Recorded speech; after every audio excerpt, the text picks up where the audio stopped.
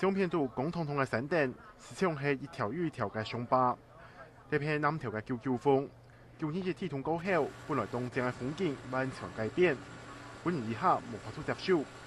政府单位是起个对田地野种嘅方式，希望加来辅助，但是效果冇好。实际上，在我们九九峰这个地方，它的坡度都非常的陡峭，一个大雨来，它就会像是整个剥了皮一样，一整层就下来了。其实让自己恢复出来，自己直升造林的情况，会比我们人为的方式是更适当的。本台事件自家协困恢复，阿南嘅天算系一种试验。经过林管处几年嘅各种监测同研究，工作人员发现，该时嘅天立刻已经有效果。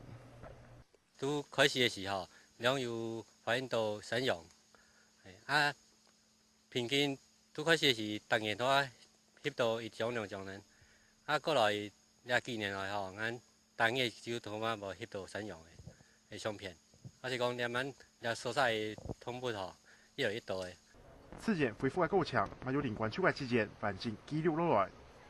时常因为铁通风灾，本来平嘅山路综合东北行，但是林业人员还是冇起到辛苦，令到嗰項認真嘅來記錄，因為那片事件複雜嘅寶貴經驗係無價嘅。那因为它没有人为干扰，所以它就是一个很好的基准值。以后如果说其他单位他想要参考说这样的地方是不是要做开发的时候，他就也可以做一个评量。一天氣唔好啊，就因為本來人多一些，而且也好，就們路係白白咁咪係安尼準啊。換機、射轉機，雖然鐵土造成嘅係人類同鐵土共同嘅相通，但是什麼係另外一個新嘅機會。